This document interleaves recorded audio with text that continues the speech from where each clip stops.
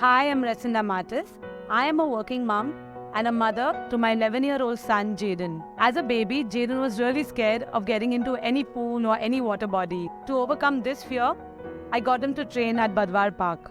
On his very first day, Jaden refused to jump into the pool. But the coach's here was so pacifying and so comforting that helped him to just jump in right away.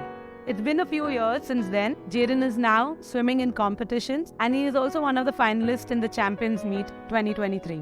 As a parent, we wanted an holistic development for our child. Swimming being a life skill, it was on top of our list. Jaden was 6 years old when we first found out about Michael Phelps training at Badhwar Park. On our very first trial, we realized that this is the best place for us and there is no other place we can go to. It's been an absolute delight to see our child grow from one level to another. Factors like the friendliness of the coaches, motivating the children by giving them high fives and fist bumps, and the coach-student ratio of 1:6 was the best part. Also, the no physical contact played a major role in our decision. And it just doesn't stop here. We also get to be a part of so many events, swimming competitions, mind coaching workshops, and parenting workshops too.